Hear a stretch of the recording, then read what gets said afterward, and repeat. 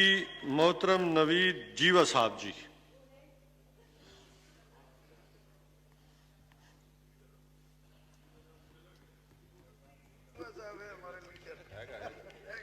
शुक्रिया जनाब स्पीकर।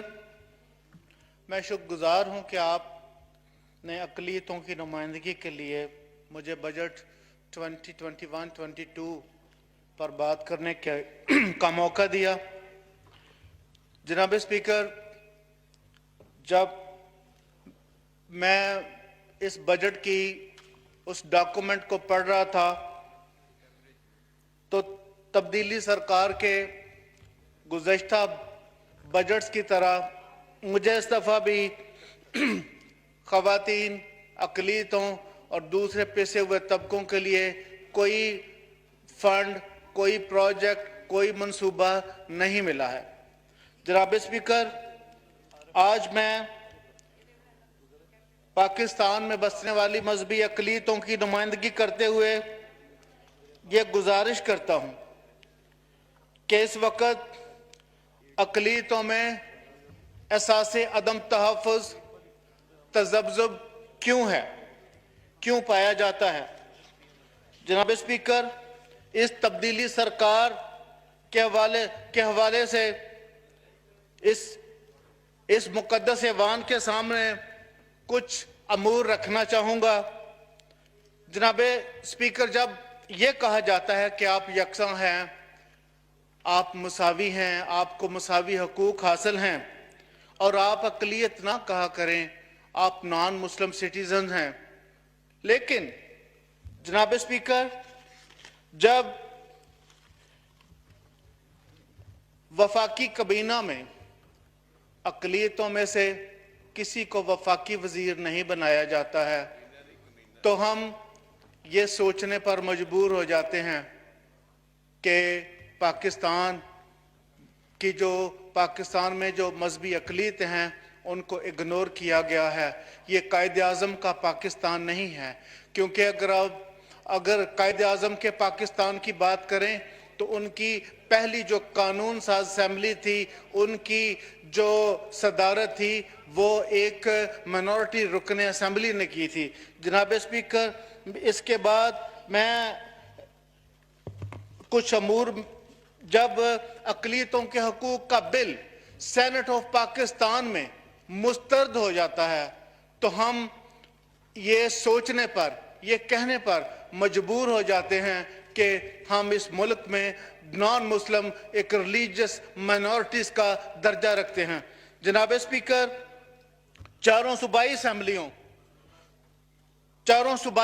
चारों सूबों और मकामी सरकारी महकमों में खाली असामियों का जब इश्तहार आता है तो उसमें एक खाना होता है अहलियत का। जब क्लास 4 के लिए अहलियत के कॉलम में यह लिखा होता है कि ईसाई या अक़लियत का होना जरूरी है, तो सर शर्म से झुक जाते हैं, क्योंकि कोई भी जॉब का ताल्लुक कभी भी किसी अकीदे, इलाके, मजहब से नहीं होता है। तो जनाब स्पीकर, मैं आपकी वसासत से मुक़द्दस ऐवान की इस बात पर तवज्जो मबजूल कराना चाहूँगा कि इस पर मुनासिब कानून साजी की ज़रूरत है।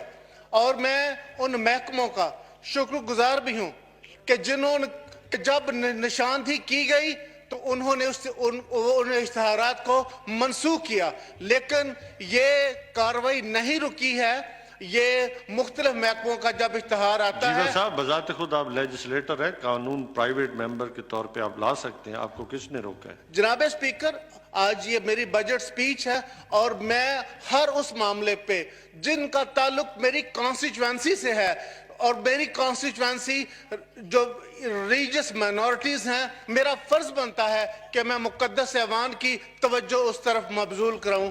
तो मैं आपका शुक्रगुजार हूँ कि आपने मौका दिया। जनाब स्पीकर, एक मामला बड़ा चल रहा है प्राइवेटाइजेशन। PIA को प्राइवेटाइज करने के लिए, पाकिस्तान स्टील मिल को प्राइवेटाइज करने के लिए कितनी चाराजोई हो रही है, कितनी कहां तक इकदामात किए जा चुके हैं।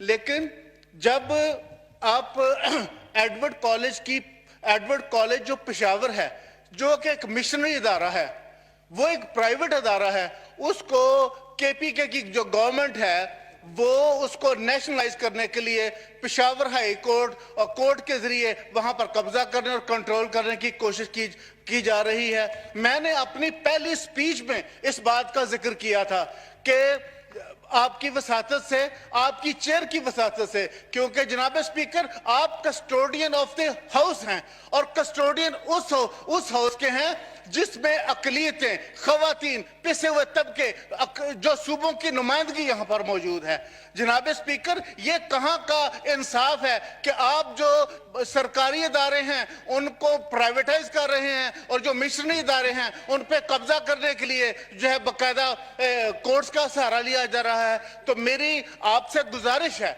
आपकी वसातत से मौजूदा हुकूमत तक, कि आप जो एडवर्ड कॉलेज पेशावर है वो church of Pakistan Peshawar diocese की प्रॉपर्टी है, बराए करम उसको church of Pakistan Peshawar diocese के हवाले कीजिए।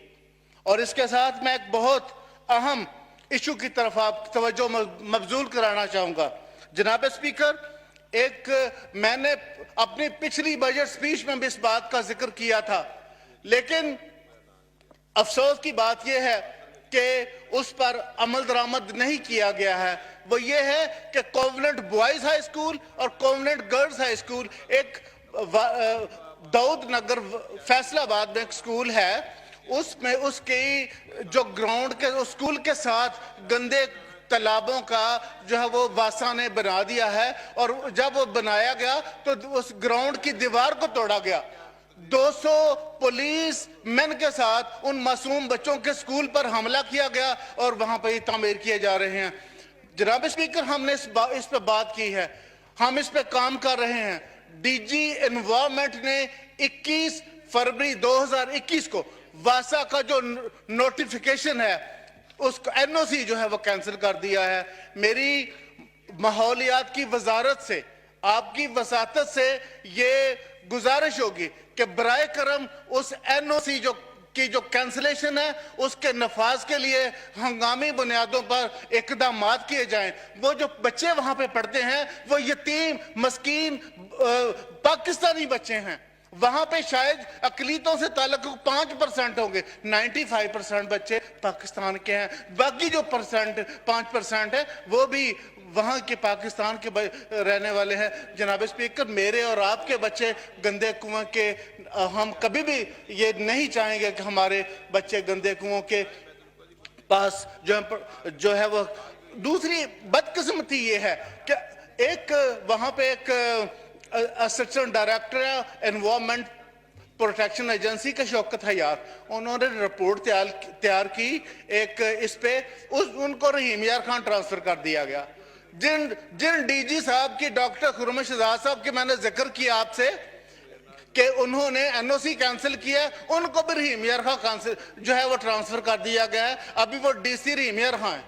मैं नकाज सजाद जो एक सोशल ऑफिसर अभी अपॉइंट हुए हैं, उसको भी एक रहीम यार खान जो ट्रांसफर करके उनको काले पानी जो है वो भेजने की कोशिश की गई है ताकि वो इस पिटीशन को, इस तो मुकदमा है, इसको वो लड़ाई ना लड़ सकें। और इस स्कूल के जो हमारे बिशप हैं, बिशप इफ्तिखार इंदिराज, उनके खिलाफ इतने पर्चे झूठे किए गए हैं कि वो इस मुल्क को छोड़ने पर मजबूर हैं। जनाब स्पीकर, ये ज्यादती है, ये जुल्म है। बराए करम जो है आप इन चीजों का नोटिस लें। मैं जनाब स्पीकर मैं 1-2 पॉइंट और आपके साथ जिक्र करना चाहूंगा कि फौज कन्वर्जन के वाकयात पंजाब में और सिंध में, उनमें मुसलसल इजाफा होता जा रहा है। इस पे सेनेट में एक कमेटी बनाई है। हम इस फैसले को एप्रिशिएट करते हैं, लेकिन वो हमने सिंध जाकर भी मीटिंग्स की हैं, पंजाब में मीटिंग्स हुई हैं, लेकिन उस पे کرنے کے لیے ایک ول کی ضرورت ہے, اس کے لیے پولیٹیکل ول چاہیے. میری آپ کی وساطت سے گزارش ہوگی کہ اس کو ان واقعات کے اضافے سے جو ہے کمیونٹیز میں, مائنورٹیز میں جو ایک سینس آف انسیکیورٹی ہے وہ بڑھتا جا رہا ہے. Wind up, please. برائے کرم اس کو کنٹرول کرنے کے لیے قانون سازی کیجئے. اور جناب اسپیکر, ابھی ایک میرے فاضل رکن ارباب شیر صاحب نے ایک ایشو کا ذکر کیا کہ ایک 7 سالہ ایک مسیحی جوڑا جس پر جو بلیسفیمی لاز کے تحت FIR کاٹی گئی, وہ 7 سال بعد ان کو عدالت نے بری کر دیا. ہمارے فیڈرل منسٹر میرے بھائی شہباز بھٹی, وہ اسی سٹرگل میں ان کو شہید کر دیا گیا. ہمارے گورنر کو جو ہے وہ شہید کیا گیا. جناب اسپیکر, جب کسی پر جھوٹا الزام لگ جاتا ہے, جب ان کی ساری زندگی جیلوں میں گزر جاتی ہے, تو اس کا پرسوانہ حال کون ہے؟ Wind up, please. ان کو انصاف کون دے گا؟ جناب اسپیکر, ہمارے ایک بندے پر الزام لگتا ہے, ہماری بستیوں کی بستیاں جلا دی جاتی ہیں, ہمارے گرجا گھر, ہمارے چرچز, ہمارے مشنری سکول ٹارگٹ کر لیے جاتے ہیں.